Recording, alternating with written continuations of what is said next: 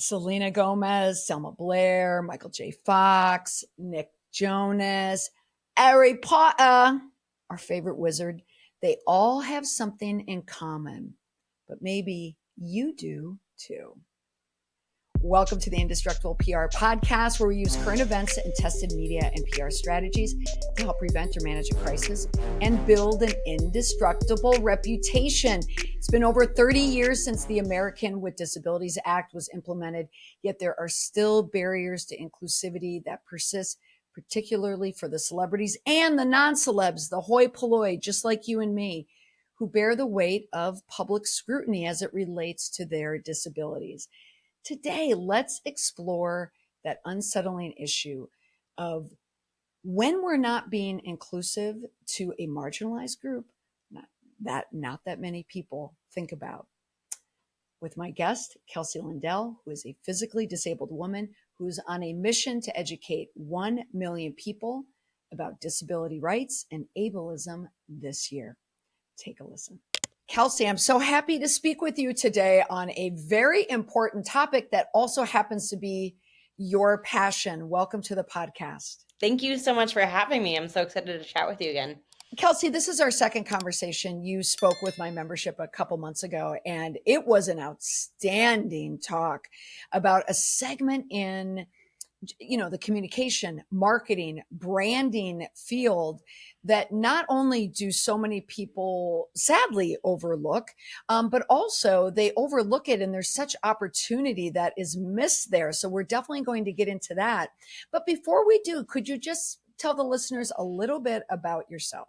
Sure. Yeah. I'm a disabled woman and I worked in disability advocacy internationally with advocacy groups for the first 5 years of my career. And for the last 10 years, I've been in the marketing space. I've worked for big companies. I've worked for a production studio where I'm at right now. And time again, I would see well-intentioned leaders and marketers trying to include people with disabilities or trying to just be inclusive, but overlooking disability. And they had no idea that some of the things that they were doing or saying were problematic. So I started Misfit Media. Misfit Media is a disabled-led and run creative agency. So all of our people have disabilities, have lived experience with disability, have expertise in disability, but also have decades of creative experience. So we focus on 3 different areas in our business: education, consulting, and creative. So a lot of our work is doing workshops, whether that's bespoke workshops where we come into your place of work and do them, or if it's on demand and you stream them. We're really passionate about educating marketers so that they don't need us to do every single thing for them. They don't need us to hold their hand every step of the way. Okay, thank you. So why don't we start at the beginning here and just define what is technically a disability? Yeah, well, the ADA defines disability as some sort of a diagnosis or life experience that limits one or more major life activities, right? So there's a lot of people that technically are disabled that don't even realize that they're disabled. So that's the ADA's definition. And then we expand that within Misfit to include neurodivergent diagnosis, which is a newer term that refers to basically it's just a variation in how someone's brain works. So autism is a part of neurodiversity. So is ADHD. So is dyslexia. So is Tourette's. So those are also underneath the disability umbrella, but they weren't traditionally, because when the ADA defined disability, those terms didn't exist yet. So so ADA, meaning Americans with Disabilities Act. Yeah. Most people associate disability with mobility and the lack of mobility. Yeah. But do these other, the spectrum, ASD, all these other disorders, they all fall under ADA, and also do they fall under your scope when people think about branding and marketing with disabilities? Yeah. One thing we talk about a lot is that not all disabilities are visible. Most disabilities are not. So I was born missing half of my left arm. That was the first disability I ever had. I have ADHD. I also have stage 4 endometriosis, which most people don't realize that's a disability, but for me it is. I can't walk half the time anymore. So That's Okay. definitely a disability. It's getting in the way of multiple major life activities. And then I'm also have a traumatic brain injury. I was going for a walk a few years ago and a car came and hit me. And so I have a permanent traumatic brain injury. And so one thing we also talk about a lot is that disability is the only marginalized community that anyone can join at any time. Oh, that is putting it all into perspective, isn't it? Yeah. Yes. Totally. Mm-hmm. So what are some of the common misconceptions that that brands might make when it comes to trying to include disabled people in their content? Well, the first is that they don't. We know that Okay. disability makes up 25% of the population, and 40% of American families have at least one person with a disability in them. Yet, at most, people with disabilities are only seen in media 3.5% of the time. And within advertising, it's even lower. It's 1%. And the Center for Storytellers and Scholars, which is this organization that does great work that really like looks at narrative, identifies that 80% of this very small amount of representation is problematic. So the first thing is that they don't do it. They oftentimes, this could be to an implicit bias. They think that disability is rare or it's not that common because they don't see it around them very often. Like we talked about, not all disabilities are visible. So they think it doesn't really matter that much. It's fine. The other reason that they often overlook this is they think that disabled people don't have that big of a buying power. And that's simply not true. Oh, yeah. Because there are things like Social Security insurance, which is horrendous. The max you can get off Social Security insurance, which is basically payment from the government to survive if you absolutely cannot work, is $700 a month. Of course, that is a very, very low income. The same, right. Oftentimes, those people do have other caretakers or providers that are helping support them, though. They will purchase some things. Like maybe they're not going to purchase a luxurious vacation, but they'll purchase toilet paper and they'll purchase their basic needs at Target. Like there are things that disabled people still buy. And the other thing that we talked about is 40% of families have at least one person with a disability in them, right? So my husband didn't really think twice about disability inclusion until he met me because he didn't know anybody that was close to him and his family that had one. Now that we're married and he sees how much disability affects my life and how certain products are just inaccessible for me, he will always purchase from the company that does value disability inclusion that we've seen. And one thing that we see a lot is that we know that 90% of consumers will switch to a brand that prioritizes disability inclusion if it's like basically the same product. So if there's let's use the toilet paper example again. There's two different types of toilet paper, and one has like an ad that they see that has disabled people in it, and somebody who's a parent to somebody with a disability in it sees it. There's a 90% chance they're going to switch over if they don't have loyalty to the other brand for some reason. I'm surprised that it's even 90%. And because people don't notice it. And in my household, I mean, I have celiac disease, which when a mother has celiac disease, that's not a disease. That's not a disability. We keep going. We keep eating gluten every single day. But recently my son was diagnosed with type 1 diabetes. He's, been living with it for 3 years. He's 18 years old now. And as his mother, like his full-time caregiver in this, we're kind of in it together. Boy, do I notice every time I see someone with an insulin pump, whether it's in the media, whether it's in entertainment, I notice it and it sticks with me, and the brand sticks with me. Even, and as a great example, the Jonas Brothers would never be a band that I would normally be super excited about. But when you find out that Nick Jonas has type 1 diabetes and does a lot of work with it, it does make a difference, from brands. Yeah. Now, what are some of the harmful stereotypes surrounding disabilities? Sure. What people associate it with? There's a lot. So the one I know that we were both kind of like excited to talk about is one called inspiration porn. So inspiration porn is a term that was coined by the late disability activist Stella Young. And Stella she has a whole TED Talk on it. It's like 10 minutes. It's super quirky and super fun. If you have 10 minutes, you want to learn about it, listen to it. She's incredible. But basically she goes on to say that like when she was a wheelchair user, and she would go about her day and people come up to her and be like, oh my gosh, you're so inspiring. You inspire me so much.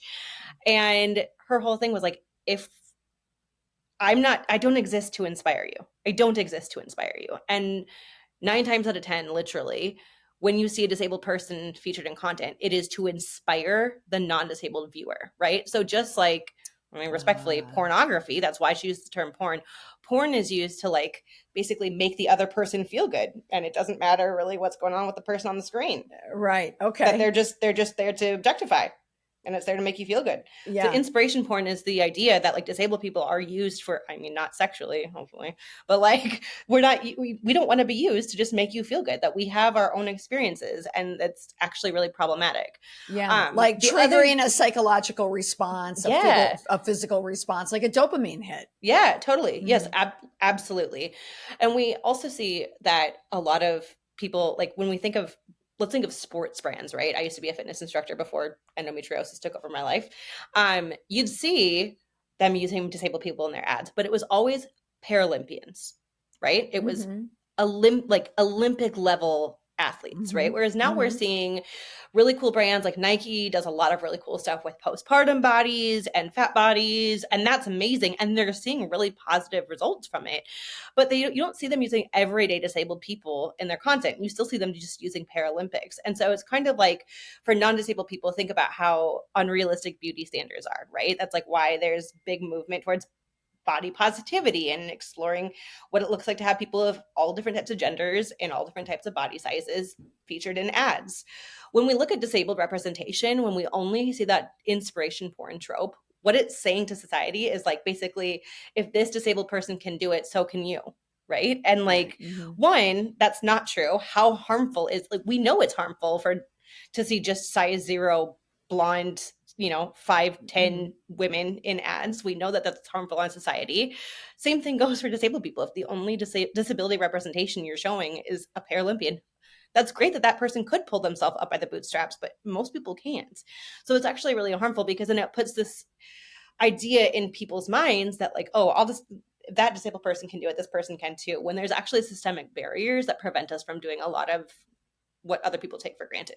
Yeah, that makes sense. Now you're talking about, Nike incorporating some of this branding inclusion in branding and marketing. I certainly haven't seen it, but are there some good examples of disability inclusion that are more widespread that anybody could recall? Yeah. So I don't know if anybody could recall this, but I promise you who can, it's the disability community. So Degree Deodorant, they did a fantastic, like no notes, amazing PR push. And what they did was I always say if you want to really get good PR credit with the disability community, do something for us. So what they did was they changed their packaging so that they would be easy to open for people who have mobility struggles like me, and also put Braille on some of their products. Okay. Cool. That's a good place to start. Yeah. On top of that, but that helps us, but it also mostly helps them. Like they're going to get more money because of it, right? Yeah. But what they did that I felt really changed the game was they created a whole like social justice kind of initiative where they focused on educating gyms and gym owners and trainers about how little representation of disabled trainers there was, and how little access to wellness and fitness activities disabled people have. And they created guidelines and like a whole campaign surrounding making gyms and fitness facilities accessible. They also created a landing page where fitness instructors or personal trainers who have certification that are disabled could go and like submit their info so that they could get work, and Degree helped find them some work, which is really powerful and cool. So like things like that, where it's not just doing something that like helps you make money immediately, but it actually supports the community with equity issues, is a no notes way to do it. The thing that I feel like they didn't do well on though is they didn't talk about it enough. And I feel like if they had partnered with a lot of disabled micro influencers, kind of like mid-tier influencers, not just the disabled athletes who have big platforms, but like done a big influencer campaign to talk about it, this would have gotten in front of a lot more people. Okay, you're touching on something. Besides yourself, are there a lot of disability inclusion influencers out there? Tons. Okay, who are they? What are they talking about? I mean, Crutches and Spice is one. So there's literally a company that like there's multiple companies that represent all disabled influencers. Yeah, one is called Whaler. They just acquired a company called C Talent about a year and a half ago. C Talent was founded by Keely Cat Wells. They're amazing. They do really cool work. It's like what we don't we don't do representation of big influencers with disabilities. That's not, we focus on narrative and creative.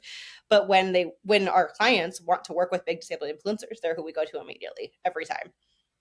Kelsey, so you mentioned an influencer who is recently involved in a big kerfuffle on TikTok. Oh, is she? Yeah. What do you think? I don't know if I've seen it. What do you? I don't want to bring it up because I don't want to draw engagement to it. Sure. But what do you think of influencers who will share, post, duet, stitch content from content creators, not brands, content creators who are not disability inclusive, or they may accidentally say something about, or overlook it or something like that. And they come after them for the purpose of, kind of harshly advocating for something. But what do you think, to remind people, what do you think about that? I think it's an understandable response. I think if you want to grow as like a brand influencer, it's not the smartest for your career, but I get it. Like, here's the deal. I don't know what you're talking about, but I've seen that person go after other things in the past. And like, the reality is that disabled people, I don't know what it was, but let me just list off some of the big issues that we're dealing with. It is legal in 27 states to pay disabled people less than minimum wage. It is legal, we have 7 times the rates of sexual assault than non-disabled people. We have 11 times higher the rate of suicide than non-disabled people. These are really big issues that are plaguing our community. So when someone like Crutches and Spice goes after somebody who says something really problematic, it is, I believe, literally like, it's an emotional response. And sometimes it's linked to trauma, because we've seen really harmful things, and how, whether people want it to or not, what they say and the words they use matter. And it informs implicit bias. Is your audience familiar with the term implicit bias? I can't speak on behalf of an entire audience, I don't know if you've had other people talk about this before. So implicit bias is basically how the assumptions that we make without them being said, right? So like, if you look at a disabled person and you say, oh, that's sad, that's an implicit bias that disability is a bad thing, right? And so the way different things inform our implicit biases. What we see in the media, which is why I'm so passionate about it, informs our implicit bias. What we are taught in school informs our implicit bias. What we hear our parents say, what we hear people in our churches or religious groups say, those all inform our implicit biases. So if someone is saying problematic things on social media and they don't, like, we also don't know, right? So like, I have called a brand out before, and it went pretty viral. And the thing is, tell me about that. Okay. If you can. Yeah. It's a local organization. I live in Minneapolis, and there's this, it's not famous because it's not good, but there's this thing called Minneapolis Fashion Week. And I've known the founders of it for years and years. I actually have had the old job of one of them. We know each other very well. And they had done something for the past few years that was pretty problematic, right? So I went to them privately, and I was like, are you open to changing this? What they were doing was they were having this fashion show called Fashion Able. And like, it was all focusing on like the ability and not focusing on the, like, they were like, we don't want to focus on the disability. We want to focus on the ability, which is problematic. And disabled people have asked people to stop saying that. So I explained, like, privately in person, like, hey, I know you don't intend to be harmful with this. I know your intentions are good. Here's what you're doing. Here's what it's reinforcing in society, like that implicit bias. Here are some changes I would make, and I would be happy to help do a training for you guys. I would volunteer to do it. We could educate all of your producers. And I made some really tactical suggestions, practical things that they could do. Like, why is this the only one fashion event that has disabled people and none of your other ones do? Because that's not inclusion. That's seclusion. That's saying you can join, but just for this one. Inclusion would be embedding it in all of your practices. So they didn't, and that's one thing. But then they also went on to have a freak show themed fashion show. And I think a lot of people just think of freak shows as spooky carnivals, but what they were disabled people. Until the 1970s, there was a series of laws called the Ugly Laws. The Ugly Laws were municipal laws that forbade disabled people from being seen in public. The only chance that disabled people were seen in public were at freak shows. Freak shows were organized systems where non-disabled people could pay money to laugh at, point at, gawk at, and be horrified by disabled people. So this organization did not do any of like, the basic, okay, how can we be more inclusive? And they didn't have any disabled people involved in their leadership. This whole thing was run by non-disabled people. Okay, hold on one second. Who did they have? You're saying they actually had a freak show theme and the freaks were people with disabilities? No, the freaks were not disabled people. But they had put them in styles that accentuated their bodies in ways that emulated freak shows. Okay, you have to color in the lines here for me. Okay, what do you mean? So there was, for instance, someone who was the bearded lady, right? So there was like, okay, this person, they put a fake beard on them, and like people who deal with PCOS often deal with like unwanted facial hair. Okay. That's not kind. That's not good representation. And what you're doing is you're turning this into I don't know if I can swear, an effing joke. Like, this is fun for you. This is a real struggle for someone else. Right. Okay. That's interesting. Now, are you saying they did not change? They did not.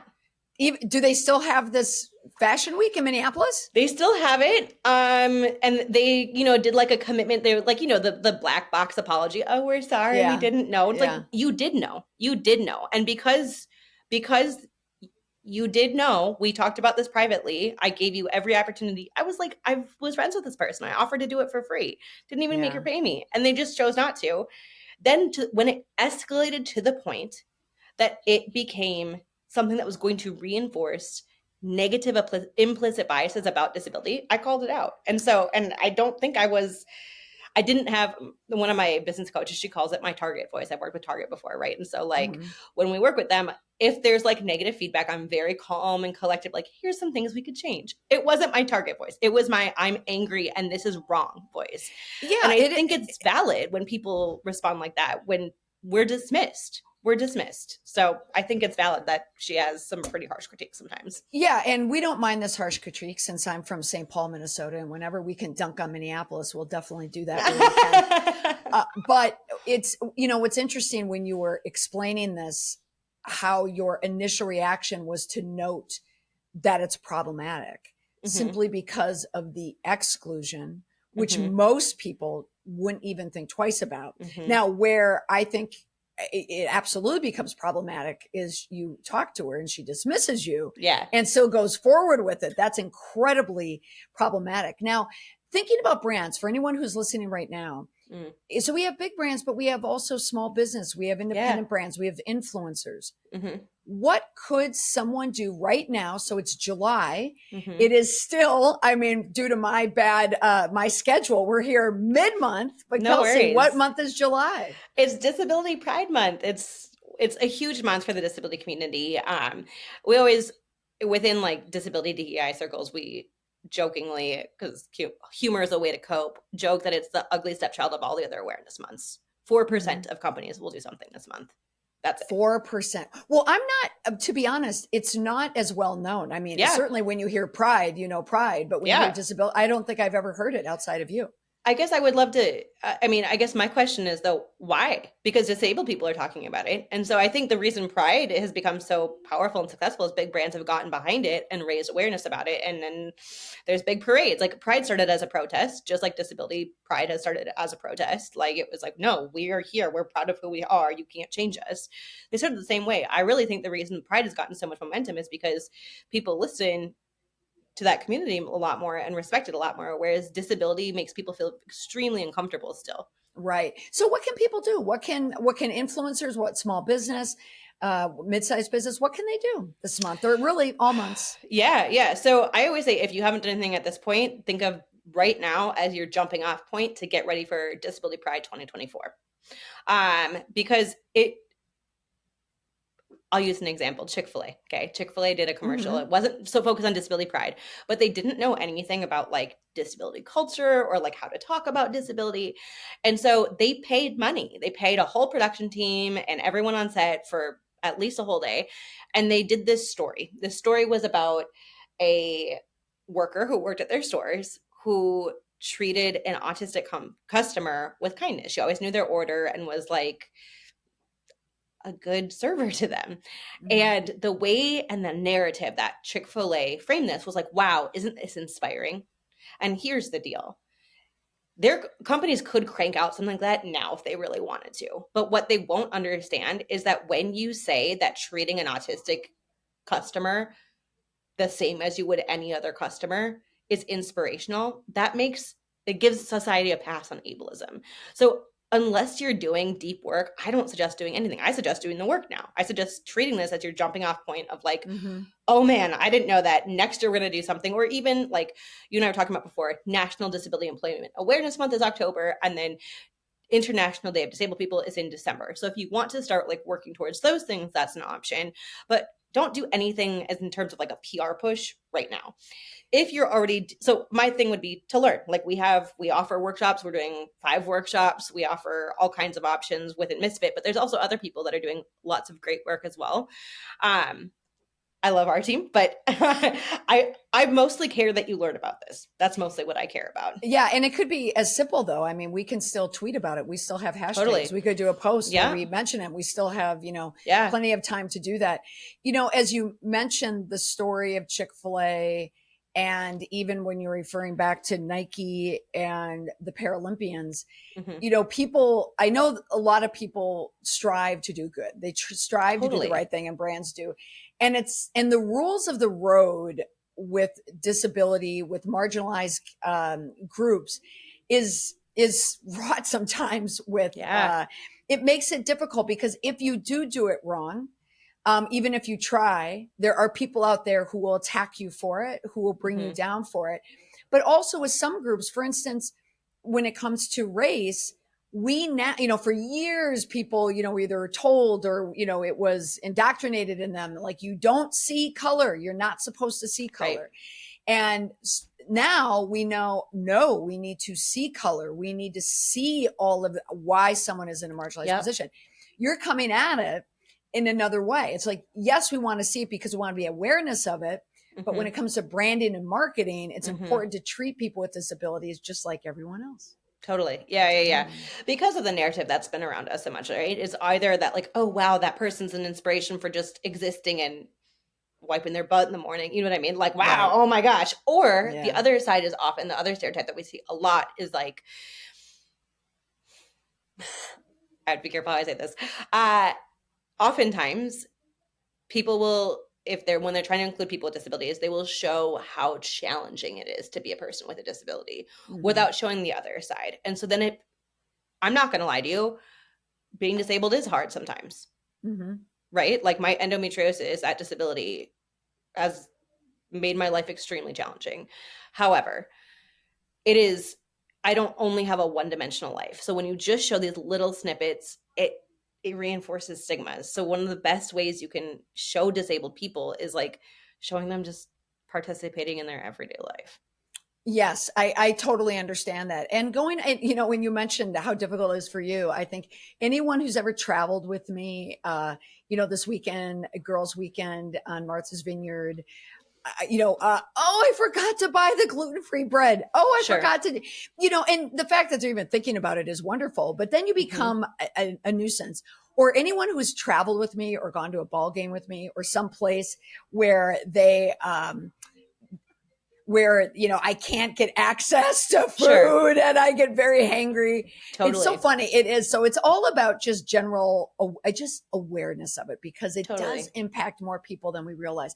Okay. So I just wanted briefly before we wrap up here, are there any celebrities that seem to do it well, that are bringing disabilities into a new light when now that they have the influence behind them that you think are really making strides here?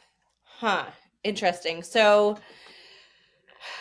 I mean, Niall, I think his last name is Horman. I need to check that out. He's a deaf actor and he's incredible. He won America's Next Top Model. He's hot as hell. He's really hot and he is deaf and he's super cool. And he's doing a series on his social media talking about deaf erasure and all of the systemic issues that deaf people have faced over the years, let people get a better taste of it. So I think that's an example of somebody who's great and has done really cool things. I also want to share a story of somebody who messed up and fixed it perfectly. Okay, and that is tell me. Lizzo. So in the United States, the word spaz isn't like, it's not amazing, but it's not super derogatory, but it is extremely offensive to the disabled community in the UK. She was called out and immediately apologized, acknowledged it, changed her song, re-recorded it, and released it. Like, no notes, no excuse. She wasn't like, oh, but I didn't know. Sorry, enjoy it. Right? It was so amazing. quick. I did a podcast on that. I'll include a link in the show notes. I also did a post on it, and I was amazed, well, shocked, not surprised by how many people were saying to me, what's wrong with spaz? What's wrong with it? What's wrong with it? Wait, how many people didn't know? Yeah, totally. You know? Yeah, absolutely. And so one thing that I talk about a lot is like, it's important for every single person at every single stage of marketing or communications within your business to have some education on this, because yes, Lizzo recorded the song and it is at the end of the day her responsibility because she is her own brand. But how many producers and sound artists and marketers were involved with the release of that song? Right. Like, it could have, somebody should have been able to step. And Lizzo is a very, like, look at how she responded. She would have responded quickly if they had flagged that for her, right? Yeah, absolutely. So the amount of people that song, the amount of hands that song went through before it got to Lizzo and before it got to the public was a lot. So that's part of why I say every single person in this industry needs some understanding of this, because with social media, you're going to get called out. You are going to get called out. And on the other side of that coin, I think there are a lot of celebrities out there who are bringing a lot of awareness in a lot of unique ways that now it's commonplace. I mean, that Selena Gomez suffering from lupus, that is a constant part of her narrative. There's Michael J. Fox with Parkinson's disease. Salma Hayek. Not Salma Hayek. Oh my gosh. I'm so sorry. I just forgot their name. I'm blanking on their name. They were just in Dancing with the Stars, not Salma Hayek. For what did they have? I believe it's MS. MS. Okay. Oh, well, there's also Gigi Hadid who has Hashimoto's disease. Yep. Selma Blair. Oh, Selma Blair. Oh, of course, Selma Blair. Yes. And gosh, who is the other? She was on Married with Children. Why am I blanking her name? Dead to me. What? The blonde.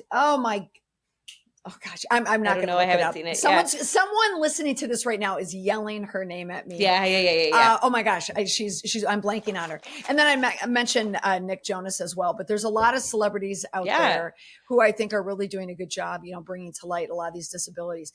All right, totally. Kelsey, before we go, just tell me some of the things, some of the ways that people can work with you right now. Yeah, so it's Disability Pride Month, and we have these awesome series of workshops. There's 5 of them. First one is what is ableism, a crash course on what it is and what disability is, how it shows up in and around us. The second one is untapped potential, the ROI of disability inclusive content. We know that companies that do prioritize disability see 30% higher profit margins. So we go through like the basics of that. And then we also look at 4 different commercials in that workshop, one of which is that Chick-fil-A one. And then we compare and contrast good ones versus bad ones and what narrative really does.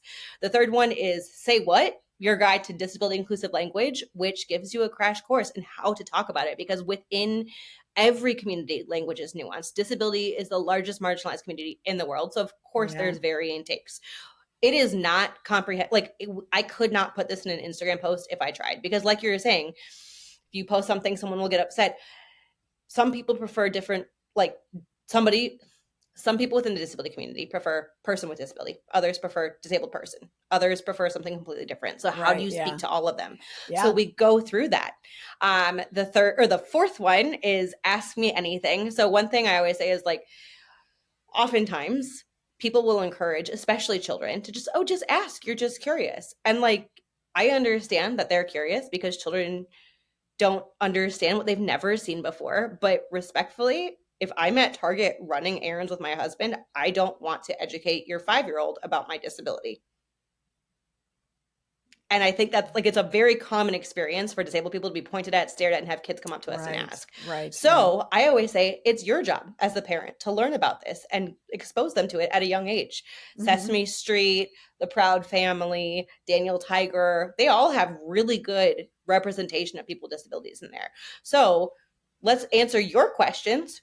You can explain it to them. You can expose them to it, and then you won't have that awkward situation, because it's every parent's worst nightmare when their kid points and asks, Mom, what's wrong with that person? Right? We're trying to equip you with the language to help you do that. And then our last one is Allyship 101. So as non-disabled people, how can you show up and support us without centering your own experience? Oh, that's wonderful. Well, Kelsey, thank you for sharing all that information. And it was Christina Applegate. Was the person I was trying to come nice. up with. Okay. Yes.